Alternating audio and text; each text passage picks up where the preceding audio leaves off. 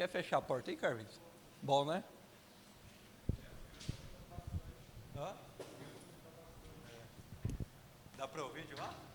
Dá. Bom dia, meus irmãos, tudo bem? Vamos dar continuidade, então. Nós paramos, na verdade, aí no livro de Ezequiel, certo? E vamos contextualizar um pouco daquilo que a gente falou semana passada para a gente introduzir o assunto, tá? Então, como foi falado, vocês lembram aí do período, né, que aconteceu? Ezequiel, ele foi um profeta que profetizou já entre os exilados na Babilônia, certo?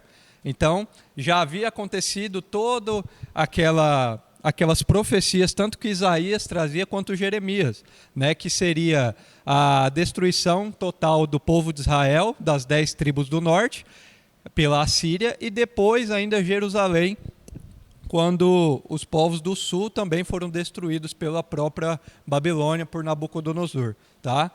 E a data é 597, 596 a.C., quando houve essa última deportação. Vocês lembram que houve 3 deportações, né? Então, possivelmente Ezequiel foi levado na segunda deportação, tá? Que foi nesse período de 597 a.C. Aí, nós iremos ver também hoje o livro de Daniel. Daniel já estava lá no exílio também, porém, ele não vivia entre o povo. Por quê? Porque Daniel, como ele foi levado no primeiro exílio, que foi em 609 a.C., ele foi levado com o objetivo do quê? De servir no Palácio Real. Né? Já Ezequiel não, Ezequiel ele foi entre os exilados e ele estava vivendo entre o próprio povo exilado lá na Babilônia. Tá? Então esse é o contexto para a gente poder continuar. Tá? Ele era casado, porém, durante o exílio, antes do ministério profético dele, ele perde sua esposa e o Senhor fala que dá um decreto para Ezequiel que ele não poderia nem lamentar, nem se enlutar pela esposa dele, né? nem permanecer em luto, porque Deus tinha uma missão para ele e ele teve que passar por esse período aí sem o período de luto pela esposa dele. Tá? E aí nós vemos aí que ele tinha uma idade de começando aí sua trajetória, né? Um adolescente para adulto de 25 anos, e ele foi levado quando ele tinha 30, tá? E aí ele foi contemporâneo dos profetas também. Então, concomitantemente, no mesmo tempo, Jeremias, que profetizava ainda em Judá, tá? Quando houve a última deportação, que foi no final ali de 587, então se passarei quase 10 anos, tá? Do segundo exílio para o terceiro, e Ezequiel já estava lá entre os exilados, tá bom? E aí ele foi contemporâneo também de Jeremias e Daniel. Aqui eu mostrei para vocês, né, o que aconteceu, a trajetória até o povo chegar na Babilônia, que foi um longo caminho, né, alguns morreram inclusive nesse caminho porque era muito longe. Tá? E aí nós falamos também aí que ele foi um profeta que o Senhor deu uma visão muito parecida com o que João viu de Apocalipse, né? Quando ali ele já estava em média 5 anos já entre os exilados ali. E aí, eu vou pular aqui porque a gente viu na semana passada, tá? Foi os primeiros capítulos. E nós vamos já adentrar aqui no capítulo 3, tá? Aqui. O capítulo 3 de Ezequiel, ele trata sobre o dever de falar a verdade, né? Por quê? Porque nós vemos que os profetas que Deus levantava, ele tinha a missão de realmente falar a verdade. Porque ainda mais havia os profetas falsos que denegriam a própria palavra de Deus, né? Então, o capítulo 3 ele reforça o dever de Ezequiel falar a verdade. Ou seja, daquilo que Deus colocar na boca dele, literalmente ele falar. Por isso que, se vocês verem no capítulo 3, olha só o que Deus fala para ele. Ele fala isso aqui, ó. Filho do homem, Deus se dirigia sempre a Ezequiel como esse termo, né? Filho do homem, coma este rolo que estou lhe dando e encha o seu estômago com ele. Então eu o comi e em minha boca era doce como mel. Né? Então o Senhor deu uma ordem para que Ezequiel comesse o rolo, comesse da própria palavra de Deus, né? Para que ele realmente, falando aqui, fazendo uma analogia, que ele realmente falasse aquilo que Deus colocasse em sua boca. Tá? Exatamente cumprindo aquilo que o Senhor ordenava para ele. no versículo 15 fala assim, ó, fui aos exilados que moravam em Tel Abib, perto do rio Quebar. Foi o rio Quebar onde ele teve aquela visão do trono de Deus, tá? Era ali que ele residia. Mas fiquei lá 7 dias, fiquei lá entre eles atônito. Foi logo após ele ter visto aquela visão do trono de Deus, né? E ter ainda, estar espantado por tudo aquilo que ele viu, né? Porque nós vemos na Bíblia só João e Ezequiel teve essa visão tão completa do trono de Deus, essa representação do que é o trono de Deus. E aí o Senhor fala para ele, ó, filho do homem, eu o fiz sentinela para a nação de Israel, por isso ouça a palavra que digo e leve-lhes a minha advertência, né? Lembre-se, no capítulo anterior, no 2, o Senhor já tinha falado para ele, olha, o povo ainda está endurecido, então você vai ter dificuldade. Então, apesar de tudo que o povo já havia passado, o Senhor ainda o advertiu que ele teria dificuldade nas falas dele, porque o povo ainda estava com o coração endurecido. Então, vocês imaginam, gente, passou por todo o sofrimento, tudo, realmente o que Deus falou já havia se cumprido e o povo ainda estava com o coração duro, né? Então, realmente foi uma tarefa muito difícil para os profetas, porque não era fácil ministrar esse povo, né? Eles permaneciam com o coração endurecido, até que, no capítulo 5, o Senhor começa ali, através de Ezequiel, o povo começa a dar ouvido para Ezequiel, né? E aí é onde começa a se reunir os sacerdotes, né, outros profetas e até o próprio povo, e começa ali a planejar e a dar ouvidos àquilo que Jeremias havia profetizado, que em 70 anos iria se cumprir o período de cativeiro e eles iriam retornar. Então eles começam a juntar o povo ali e começam a manifestar ali esse desejo de volta para casa, né? E assim se voltar o coração para o Senhor. Lembra que eu falei para vocês que cada profeta tem algo intrínseco com o Senhor, né? E Ezequiel não foi diferente. O Senhor usava o próprio corpo de Ezequiel para a manifestação das profecias. Então, Ezequiel, igual eu falei para vocês, teve que passar fome através de um longo jejum, um prolongado jejum, que representava o que o próprio povo passaria de fome quando Nabucodonosor fez o cerco em Jerusalém, né? E isso representava justamente o sofrimento que o povo passaria, tá? Então, esse aqui que a gente vai ver agora, que é no capítulo 4 e 5, Ezequiel tem uma tarefa muito difícil, que vocês, realmente essa imagem aqui representa o que ele teve que fazer, tá? Vocês estão vendo ali que tem uma figura de barro ali, ó, que é como se fosse... Ô Maria, você tem passador de slide, tá aí? Ah, tá aqui, né? Então vocês vê uma imagem ali como se fosse um tijolo, né?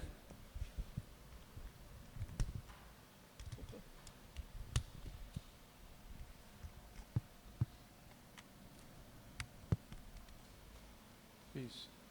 Então aqui, ó, Deus fala para ele fazer aqui uma alegoria, algo que representasse o que o povo passaria, tá? Então isso aqui representa Jerusalém, ele até desenha a cidade aqui em cima desse tijolo de barro, tá? E aqui representa o cerco que o exército de Nabucodonosor fez com o povo, tá? E aí isso aqui representa uma panela de ferro, que era justamente aí a barreira, né? O próprio exército impedindo o povo de sair para que eles pudessem buscar alimentos ou algo do tipo. E aí o Senhor ainda dá uma ordem para que ele fique um tempo deitado, dos dois lados, do lado direito e do lado esquerdo, tá? E a gente vai ver o que representa isso. Então, olha só, aqui são registradas 4 fases da ação. Então o Senhor, através dessas fases, queria falar uma profecia, ó. Um tijolo de barro e uma panela de ferro, Ezequiel deitava-se sobre o seu lado, alimento era cozido sobre excremento e cabelo queimado e cortado, tá? Então, percebam que o Senhor cumpria as profecias de Ezequiel usando o próprio corpo dele. Então ele sofreu bastante por conta disso, né? Então ele teve que se deitar, desenhar aqui a cidade em cima do tijolo, representando o sofrimento que o povo passaria. Porque Nabucodonosor, ele não invadiu de prontidão Jerusalém. Ele armou o cerco e aí o que o povo não podia fazer? Não podia sair, ficar isolados, automaticamente eles passaram um longo período de fome. E aí foi o que eu falei para você, a ponto de até praticar o canibalismo, de tão feio que estava a coisa.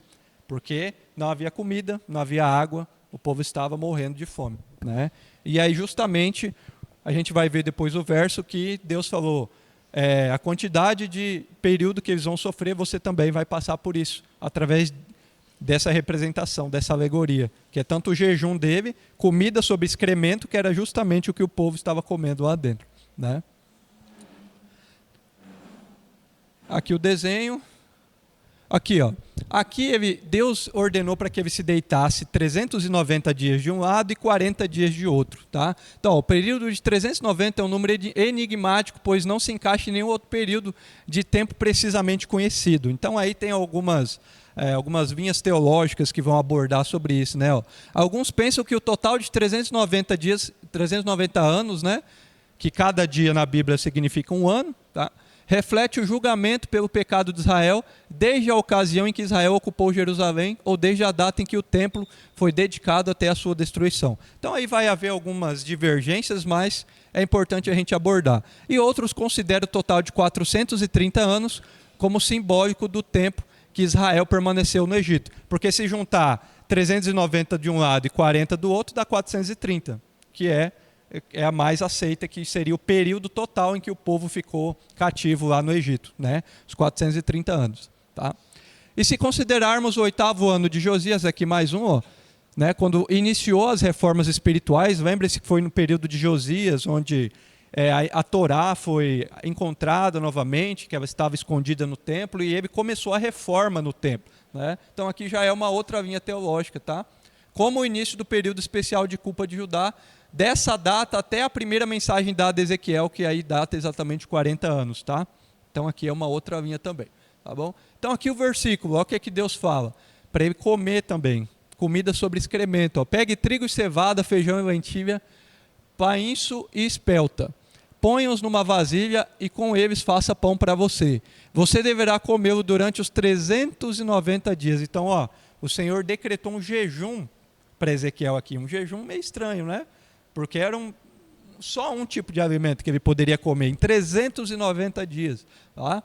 Você deverá comê-lo durante esse tempo em que estiver deitado sobre o seu lado. Pese 240 gramas do pão por dia e coma em horas determinadas. Então tinha o alimento, a quantidade e horário. O Senhor decretou um jejum para Ezequiel, que era simbolizando o que o povo estava passando também, que era o período de fome que eles passaram lá quando Nabucodonosor fez o cerco, tá?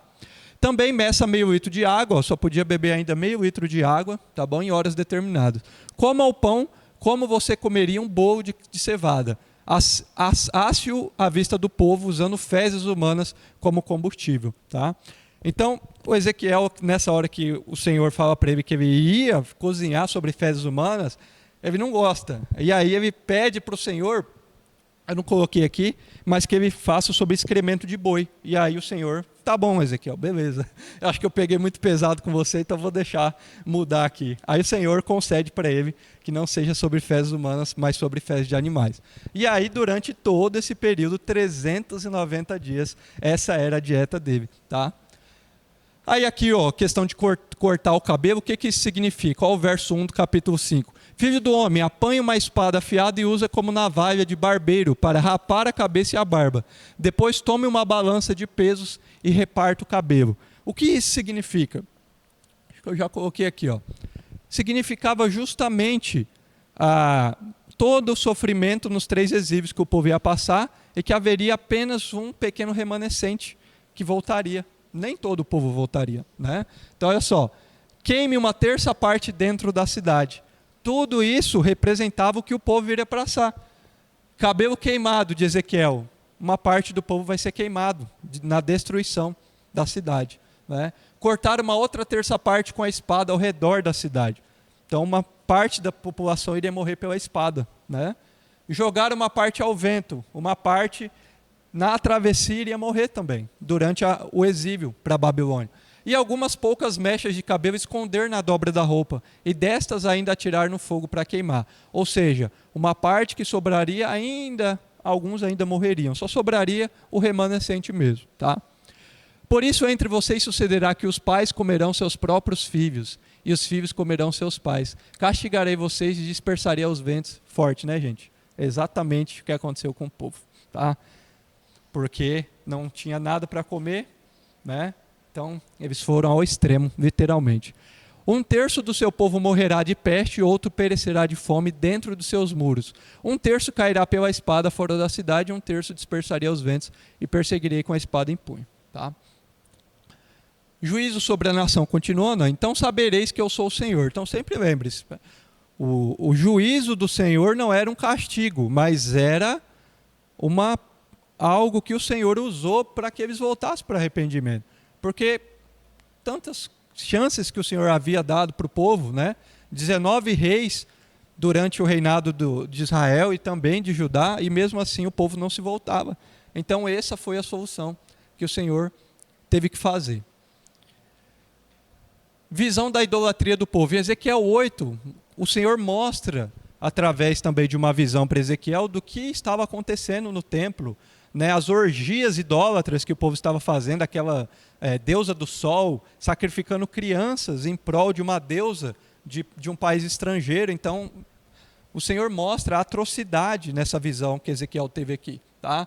Então, ele é levado para um local mais privado, a entrada para o pátio do templo. Então, é ali onde havia os sacrifícios que os sacerdotes ofereciam para o Senhor, as ofertas, né, para o Senhor, em prol do povo, em prol da nação, mas agora não havia mais isso, agora a nação estava idolatrando outros deuses.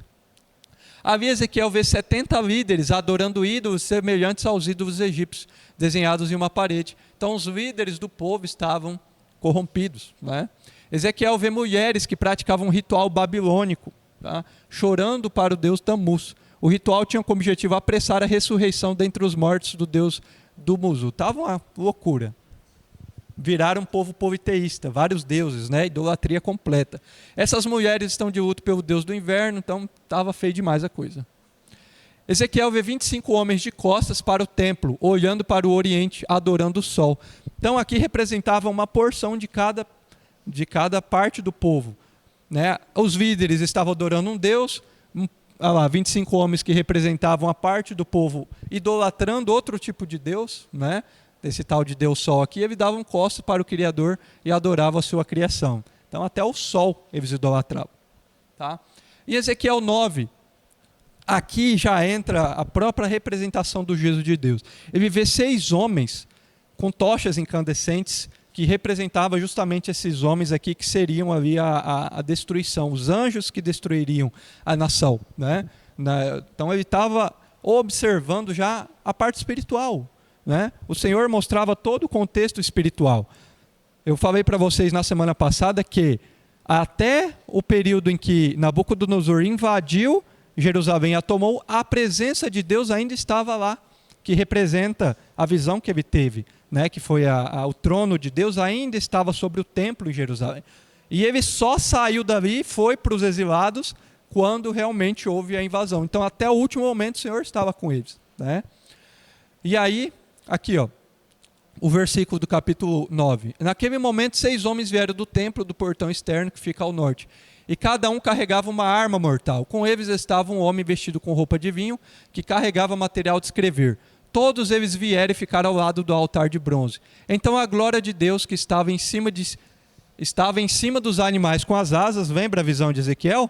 Né? Os querubins com as asas, né? E ainda tinha a cabeça desses querubins eram de 4 animais, né?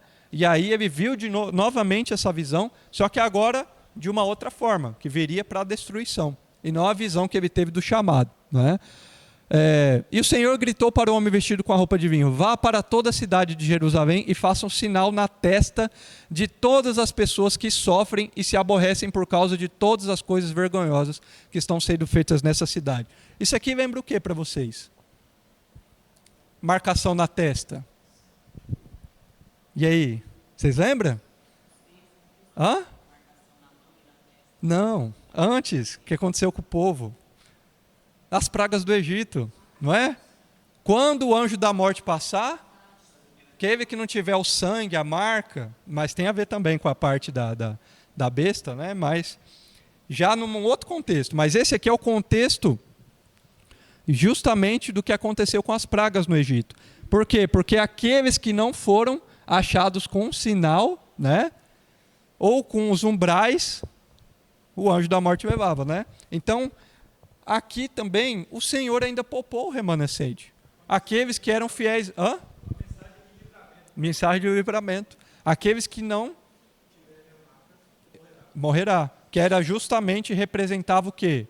Aqueles que estavam com o coração corrompido. Aqueles que se voltaram para os outros deuses. Isso aqui, irmãos, já representa o sangue de Jesus. Aqueles que não têm o sangue de Jesus, né, porque já representa aqui Ezequiel no final e fala sobre o fim dos tempos, quem não tiver a marca do sangue de Cristo, morrerá, né? Não terá a vida eterna, que é justamente o que aconteceu com o povo. Só iria se salvar quem tivesse o sinal na testa, né? É aqueles que não se curvaram diante das idolatrias. Depois da visão de Ezequiel, dos crescentes cenas de abominação, 6 anjos foram encarregados de executar o julgamento de Deus. Então, só resumindo aqui o que o capítulo vai trazer, é que esses 6 anjos representavam ali os que iriam estar no momento da destruição, que haveria essa destruição em Jerusalém quando Nabucodonosor cercou a cidade. Ó. E essa cena se repete em Apocalipse 9:4. Ao descrever as pragas, instrui os gafanhotos a não prejudicarem aqueles que receberam o selo em suas testas.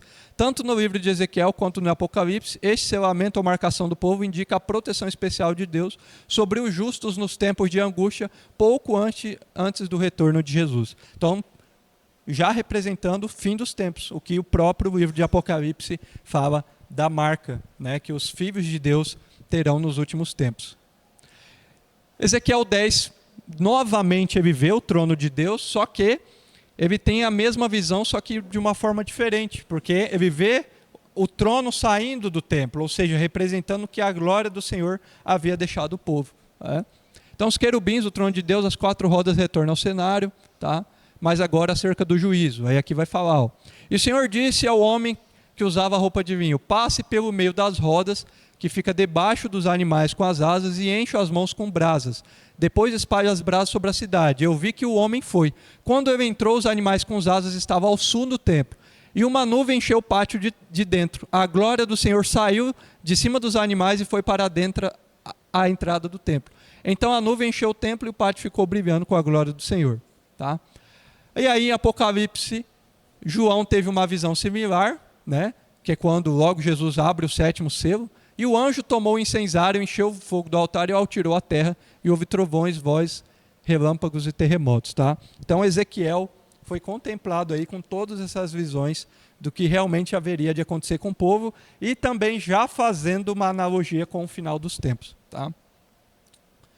Ezequiel 11, que é a glória afastada. Então o capítulo 10 ele introduz aí já o Espírito Santo, né, representando a própria presença do Senhor, se apartando do povo, deixando o povo à mercê da morte. Tá? Então os animais com os asas começaram a voar e as rodas foram com eles. A glória do Deus de Israel estava por cima deles. Aí a glória do Senhor se afastou da cidade e foi sobre o monte que estava a leste dela. Então o Senhor saiu de perto deles.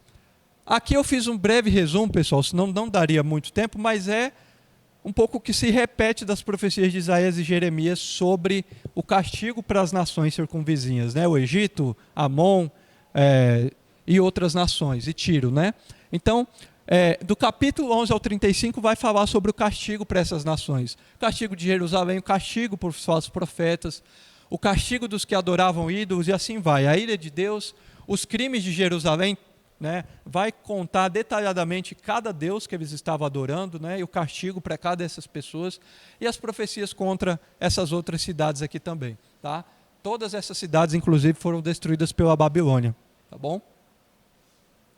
Aí Ezequiel 37 é o vale de ossos secos, né? Vocês já devem ter ouvido falar, que o Senhor traz uma visão ali de um vale completamente cheio de ossos mortos. Também aqui representava a podridão do povo. O povo estava sem vida, não havia mais vida. Mas aí o capítulo 37 traz o poderio de Deus, a grandeza do Senhor, falando, ó, Ezequiel, você está vendo isso aqui representa o povo. Mas se eu falar, colocar a respiração neles novamente, ou seja, se a minha palavra, se ela chegar até eles, eles terão vidas novamente. E aí o Senhor detalha ali realmente uma representação dos ossos sendo formados, né, novamente, sendo ligados um ao outro e tornando-se a ter vida. Então, olha só, Eu senti a presença poderosa do Senhor e o Espírito me levou e me pôs no meio de um vale onde a terra estava coberta de ossos. Ele me levou para dar uma volta em todos os lugares do vale e eu pude ver que havia muitos ossos, né? Muitos mesmo estavam completamente secos, representando a nação, né? Não havia ninguém que tinha a vida do Senhor. Ele disse: profetize para esses ossos, diga a esses ossos secos que deem atenção à mensagem do Senhor. Tá? É aqui representando o próprio Ezequiel profetizando a nação. Diga que eu, Senhor Deus, estou dizendo: eu porei respiração dentro de vocês e os farei viver de novo. Eu lhes darei tendões e músculos e o cobrirei de pele, porei respiração dentro de vocês, farei viver de novo. Aí vocês ficarão sabendo que eu sou o Senhor. Né? O Senhor querendo mostrar para Ezequiel que o Senhor ainda haveria de estar com eles e que o Senhor ainda poderia restaurá-los, mesmo em meio ao exílio, mesmo em meio à destruição. Porém a minha respiração neles e os farei viver novamente. Aí ficarão sabendo que eu sou o Senhor. Prometi que faria isso e eu farei. Né? Ou seja, apesar dos 70 anos que se passaria, o Senhor ainda cumpriria a promessa dele. Tá? E aqui finalizamos Ezequiel e vamos entrar agora no livro de Daniel. Os capítulos finais de Ezequiel, ele também fala a respeito ali da restauração de Jerusalém, né? E aí a gente vai adentrar um pouco mais em Daniel sobre isso também. O que a gente precisa entender e não esquecer do contexto é que Daniel já estava exilado lá na Babilônia. Só que ele não estava exilado entre o povo. Ele foi, como ele era um jovem, muito inteligente, com sabedoria e vigor. O que aconteceu na primeira deportação em 609? Nabucodonosor pediu para que o comandante dele, o chefe da guarda, selecionassem jovens capazes, jovens que poderiam servir dentro do palácio. Tá? Então Daniel, e aí vocês vão ler lá no Daniel, que era Daniel, Ananias, Misael e Azarias, eles foram levados entre o meio ali desses jovens para que pudessem servir no palácio. Então eles eram profetas no mesmo tempo, só que em locais diferentes, porque Daniel servia diretamente no palácio. Tá? E aí nós vamos contextualizar agora Daniel. Apesar de Daniel ter 12 capítulos, as profecias mais completas a respeito do final dos tempos, que representa ali um pouco de todo o contexto completo até chegar ao final dos tempos. Tá? E são profecias que até hoje ninguém consegue desvendar em alguns capítulos, porque é como Apocalipse.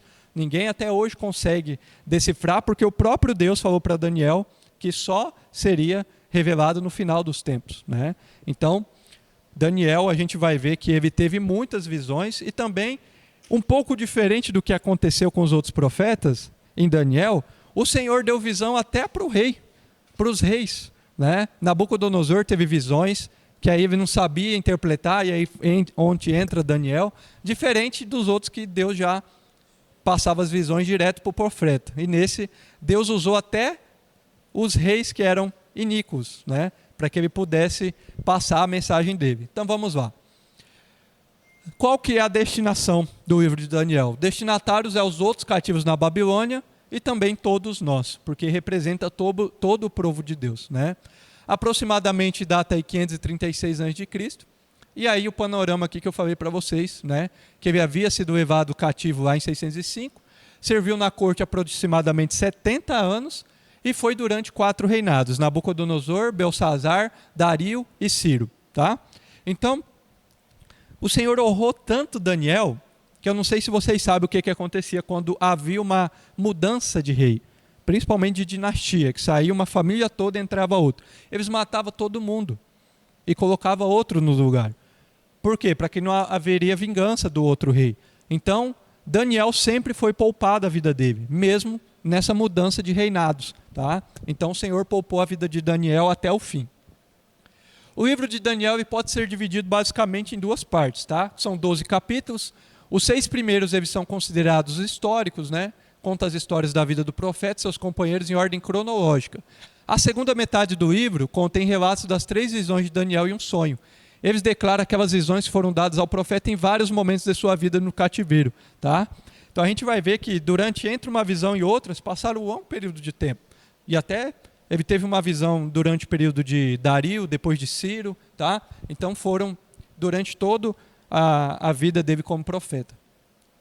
E aí, até nos primeiros capítulos, além da parte histórica, já conta ali um pouco da visão que Nabucodonosor teve e que Daniel revelou para ele. Esse aqui é nada mais nada menos que Isaac Newton, né? Então, um dos maiores gênios da história, ele fala a respeito das profecias de Daniel, dando crédito às profecias de Daniel. Escreve até um livro para falar da concretização dessas profecias, tamanha peso histórico que essas profecias tiveram. Por quê? Porque durante todo o tempo, realmente aconteceu de fato o que detalha nos livros de Daniel. A sequência dos reinados que se sucederam, quem iria tomar os reinados de cada um, quem seriam os reis, algo assim muito, muito certinho, sabe, casado com o contexto histórico da época, que realmente aconteceu.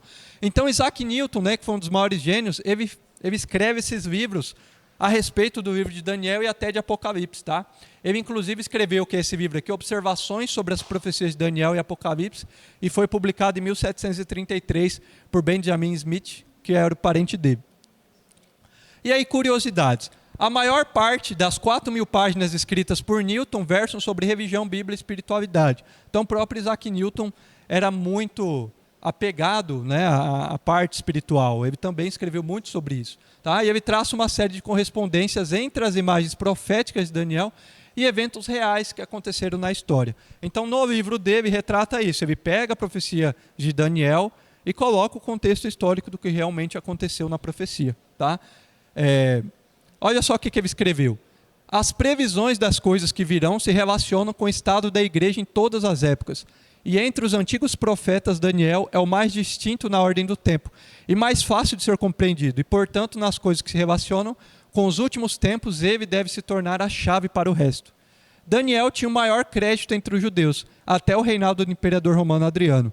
E rejeitar suas profecias é rejeitar a fé cristã, pois esta fé se baseia em sua profecia a respeito do Messias. Né? Então, o próprio Isaac Newton escreveu isso a respeito, dando peso aí, né, nas profecias de Daniel.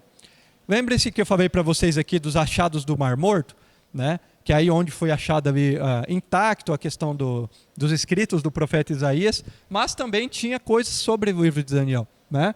Dentre os manuscritos do Mar Morto localizam-se cálculos proféticos, certamente baseado na profecia de Daniel capítulo 9, que testemunham a certeza de que aquele tempo, que foi o tempo que o próprio Jesus Cristo veio à Terra, era o tempo da chegada do Messias. Lembra que eu falei para vocês? A profecia ela é específica, tem um tempo certo de acontecer, da maneira que ela está descrita. Então, justamente Daniel 9 tem uma relação aí com o momento em que Jesus viria à Terra. E aí, nesses manuscritos, contém esses cálculos de realmente o tempo exato que isso aconteceu.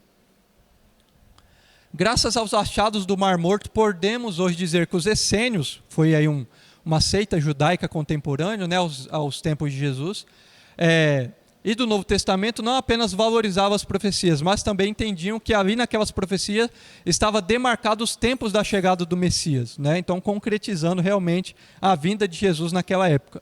Os essênios viviam afastados da sociedade, concentrados a estudar a Torá. Eles observavam rigorosamente os mandamentos de Moisés e obedeciam uma estrita regra de disciplina, codificada em manuscritos que regulava todos os detalhes da vida diária. Então, nesses manuscritos do Mar Morto, veio um peso também a respeito da confirmação de todas as profecias que aconteceram. Tá? Aí o contexto histórico aqui, o mapa, né, onde Daniel já estava aqui, né, da onde eles saíram aqui, de Jerusalém até chegar à Babilônia, né, e aí ele já estava servindo lá no palácio. Tá bom?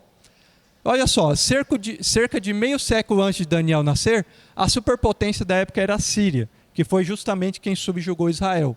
E nos dias de Ezequiel, o rei Senaqueribe, rei da Síria, marchou para destruir Judá, e aí foi aquele contexto onde o anjo veio, matou 185 mil soldados, né?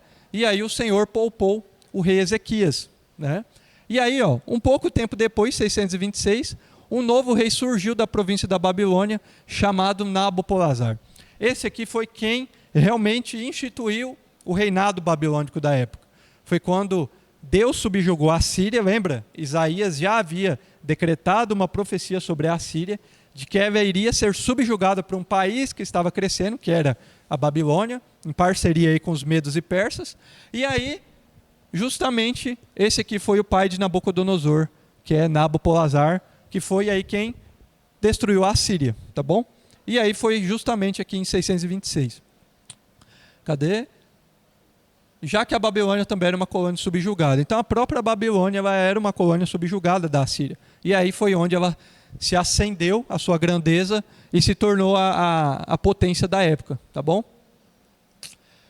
Olha que interessante isso aqui, ó. De acordo com alguns autores, eles teriam sido feitos eunucos na corte do rei. Então, esses jovens que foram deportados em 605, a Bíblia ela não traz detalhadamente sobre isso, mas tem alguns versículos que indicam sobre isso, que eles foram feitos eunucos. E aí há algumas confirmações históricas também. Vocês percebem na imagem aqui, ó, que eles não têm barba, né? Ou seja, eles não tinham mais cabelo crescendo, né? Significa que eles eram castrados. Eunucos eram castrados. Por quê? Porque esse povo, né, que era o povo judeu, era uma outra nação. O que o rei pensava? Não posso deixar que esse povo se relacione com o meu povo. Não tome as mulheres, né? Ou seja, não tem ali uma vida, não se casem, não constituam família, mas sim eles têm uma função que é apenas servir. Além de não poder regressar e se vingar. Porque se, por exemplo, alguns desses eunucos exilados voltassem, para ele ser colocado como rei, ele teria que ter família, teria que ter sucessão, filho. Como eles eram castrados, eles não poderiam ter. Então, esse era os eunucos. E possivelmente Daniel era eunuco também. Tá? Ou seja, juntamente com os deportados em 605. Por isso que, se vocês observar os eventos que aconteceram, Sadraque, Mesaque e Abidnego, que era Ananias, Misael e Azarias, eles foram jogados na fornalha sozinhos. E quando havia um decreto de morte para alguém, ia a pessoa e toda a família dela. E eles foram jogados sozinhos. Daniel na cova dos leões só foi jogado sozinho. E após Daniel, quem foi jogado na cova dos leões? Aqueles que os acusaram e sua família. Então, aí é umas provas de que realmente essas pessoas que foram exiladas, que foram deportadas em 605, elas foram castradas, os homens foram castrados, tá? Então aqui, ó, de acordo com o livro, tem até um livro que fala sobre isso, tá? Que é o livro Eunucos. A tradição de usar eunucos certamente foi passada dos assírios para os babilônicos. Então era uma cultura de causar dor e sofrimento ao povo exilado, né? Eu acho que eu falei isso para vocês, que o povo assírio era o povo mais cruel que existia, que eles extirpavam os corpos das vítimas e faziam como tendas, tapetes, colocava os corpos mortos nas ruas, eram coisas abomináveis. E aí, possivelmente, o povo babilônico também adquiriu essa cultura de causar dor e sofrimento aos exilados. Por isso que eles eram levados eunucos também, né? Então aqui, ó. Daniel e seus amigos nunca foram casados, algumas evidências. Daniel e seus amigos ficaram sob cuidados do chefe dos eunucos, que deveria prepará-los para trabalhar na corte do rei. Então, isso também concretiza aí o que realmente o que eles fizeram, na verdade, né? Que eles não podiam constituir família justamente porque eles tinham uma função de servir ali diretamente o rei, tá? Alguns dos seus próprios descendentes serão levados e eles se tornarão eunucos no palácio do rei. Então a própria Bíblia fala isso, traz que alguns dos que seriam levados seriam feitos eunucos, tá? As 3 ordens do rei Nabucodonosor aos jovens. Então, aqueles que foram levados exilados, a cultura babilônica, né, transmitida através do rei, ele queria que se passasse também para esses jovens judeus. Então, através de 3 coisas principais: desafio cultural, ou seja, implementar na cabeça deles a cultura deles, cultura de deuses, ou seja, uma cultura politeísta, de não servir a um único Deus, de comer comidas oferecidas a deuses, né, que eram as iguarias do rei, e dentre outros, né? E a mudança dos próprios nomes. Por isso que a Bíblia traz que Daniel, Ananias, Misael e Azarias virou Beltesazar, Sadraque, Mesaque e Abidnego, porque eram nomes que oferecidos a outros deuses, tá? Aqui, ó, os novos nomes, né, igual eu falei, e a intenção do rei era que esses jovens abandonassem a fé deles. Então, implementar a cultura na cabeça deles para que eles pudessem abandonar a fé antiga e pudessem agora fazer parte de um novo povo, né? Isso aqui era o que eles queriam, mas nós vemos que Daniel, Ananias, Misael e Azarias não cederam e continuaram firmes a Deus, tá? Olha o que significa aqui a representação do nome de cada um. Daniel, que era Deus é meu juiz, virou, cadê? Beltesazar. Bel proteja a sua vida, né? Então, cada nome agora era dedicado a um rei. Ananias, que virou Sadraque, o Senhor é bondoso, virou inspiração ao Deus Sol. Misael, semelhante a Deus, virou servo da deusa Sheba. E Azarias, o Senhor é meu ajudador. Abednego, o servo de Nebo. Então, cada nome foi oferecido a um Deus. A preparação de Daniel para o ministério profético, né? Então Deus deu aos jovens hebreus, né, os 4 aqui, conhecimento e sabedoria superior a todos os outros que assistiram ao rei. A Bíblia traz que eles tinham conhecimento e sabedoria 10 vezes mais do que os demais. E não foi à toa que Daniel foi colocado mais alto do que os outros. Daniel e os 3 amigos, né? E a Bíblia traz também que só a Daniel deu o dom de interpretar visões e sonhos também. Daniel 2. Daniel 2 já é justamente uma visão do que haveria de acontecer em todos os tempos futuros, tá? O futuro da humanidade revelado através de um sonho. Quem teve esse sonho aqui foi o próprio Nabucodonosor, que ele teve esse sonho, chamou os sábios e adivinhos, e não é que ninguém sabia interpretar. Nabucodonosor falou assim: eu quero que vocês me contem o que eu sonhei. Aí os caras falaram para ele: está de brincadeira? Como que a gente vai saber o que você sonhou? Né?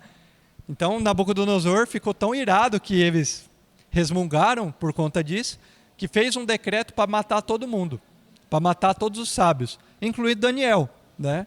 E aí Daniel viu o decreto e falou para o guarda, né, para o guarda real: o que está acontecendo? Por que vai matar todo mundo? Justamente porque Nabucodonosor queria que alguém contasse o que ele sonhou. E aí Daniel falou: não, dá um tempo que eu vou fazer isso. Aí Daniel foi lá, orou. Estou contando o contexto aqui do capítulo, tá? Só para a gente não ter que ficar lendo. Aí Daniel foi lá e realmente contou todo o sonho detalhado, que foi isso aqui, ó.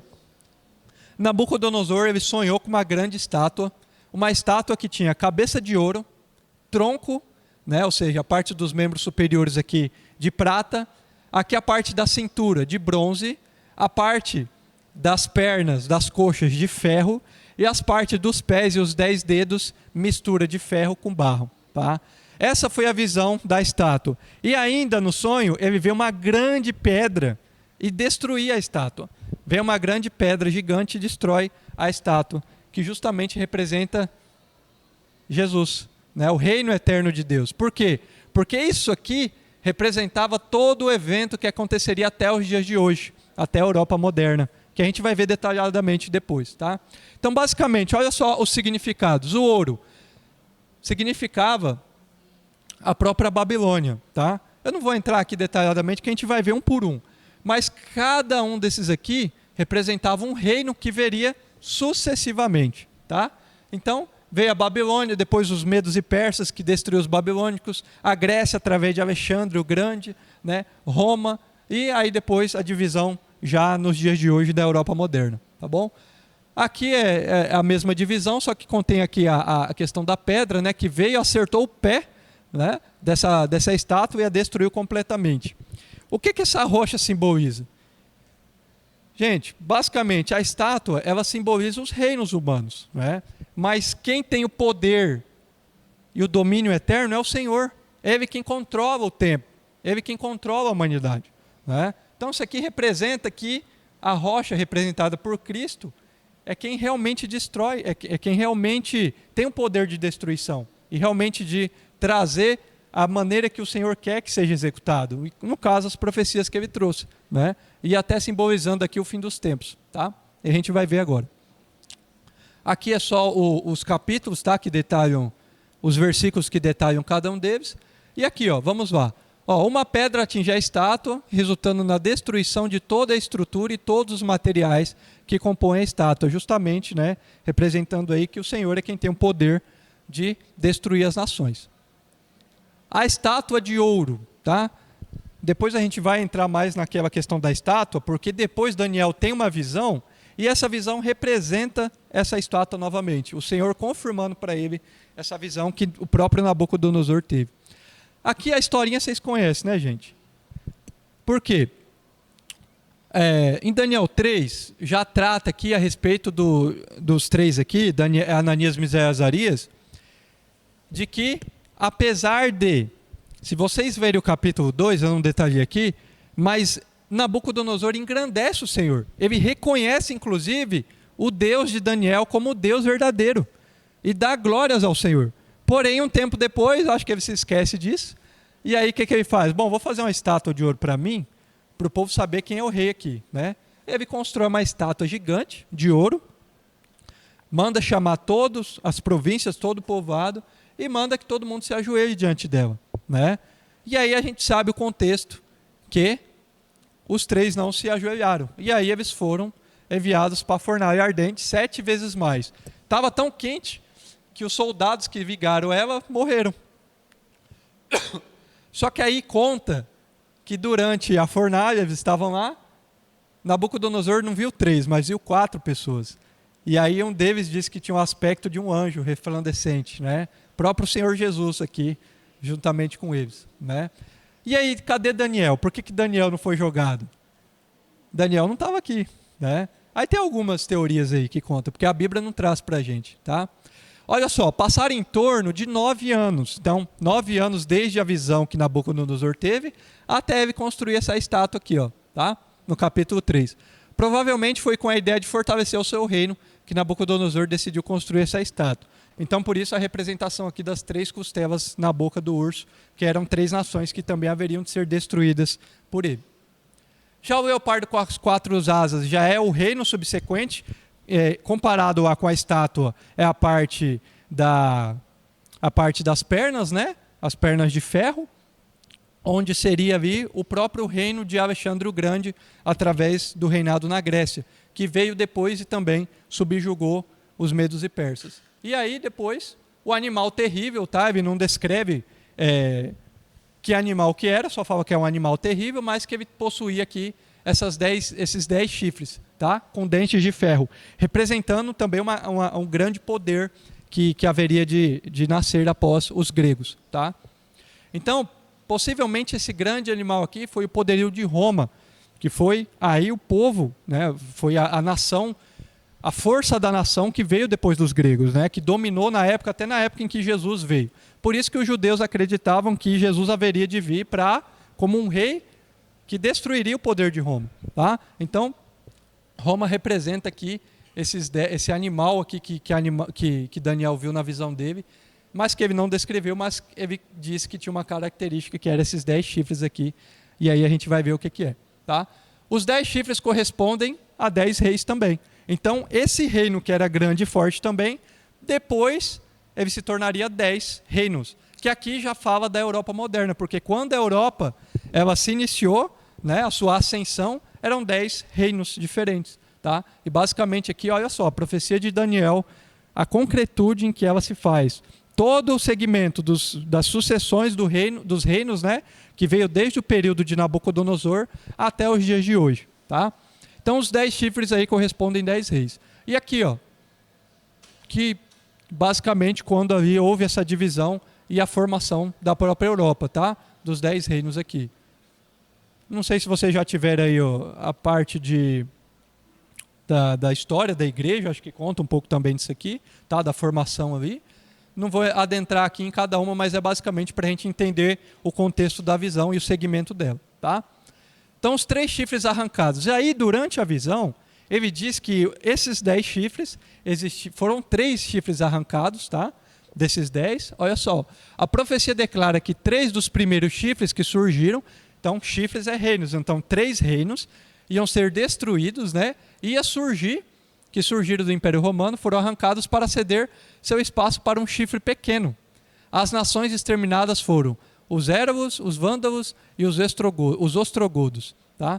Então, basicamente aqui, a continuação da visão é a continuação das sucessões que haveria de acontecer. Tá? Então, eram 10 reinos, que ali já faz parte do contexto mais atual, de quando houve a formação do próprio continente ali na Europa. E aí, 3 reinos foram destituídos para surgir um pequeno. O que remete, gente, na cabeça de vocês? Esse reino pequeno? Ali na Europa. Não, nada? Eu vou falar depois. Qual que é o menor país lá da Europa? Vaticano, não é? E aí, a própria profecia de Daniel vai falar um pouco a respeito disso. A respeito, né? É uma linha teológica, essa parte aí do poderio da Igreja Católica, representado hoje pelo Vaticano, que é o menor país do mundo, mas que está lá na Europa e que realmente é um país que surgiria e que destruiria esses 3 chifres aqui e que depois ele estaria concretizando aqui a visão de Daniel, tá? Olha só, aqui já no versículo traz o que o Senhor explica para Daniel, né? O quarto monstro é um rei e o reino dele será bem diferente dos outros. Ele conquistará o mundo inteiro, destruirá todas as nações e as deixará arrasada. Os 10 chifres representam 10 reis que governarão esse reino. Depois deles aparecerá outro rei que será diferente dos primeiros, e ele derrotará esses 3 reis. Ele falará contra Deus e perseguirá o povo do Deus Altíssimo. Procurará mudar a lei de Deus e os tempos das festas religiosas. Tá? Então aqui é a própria explicação para Daniel a respeito da profecia. Tá? A história mais uma vez comprova que o Império Romano realmente arrasou a terra. Por isso, na estátua do capítulo 2, é representada pelas pernas de ferro, metal associado à violência, cadeias, todo o sofrimento que o povo cristão sofreu na época, né? Todo o derramamento de sangue que houve pelo povo romano em perseguição à igreja, né? Foi nessa época, com a finalidade de encontrar o recém-nascido Jesus, que Herodes mandou matar todas as criancinhas abaixo de 2 anos. Né? Então teve até aquele decreto onde houve aí a morte das crianças para que Jesus também pudesse morrer. Olha só o que Isaac Newton falou a respeito da profecia do capítulo 7. Ó.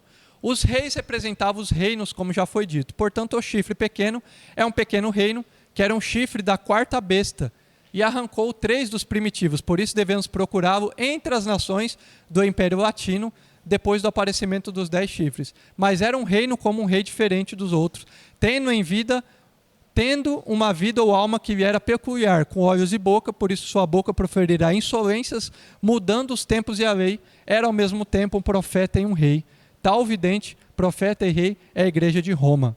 Ou seja, Isaac Newton remetia essa profecia à igreja católica. Tá? As doutrinas, os dogmas que mudaria tudo aquilo que o Senhor Jesus havia instituído. Sacerdócio único, né?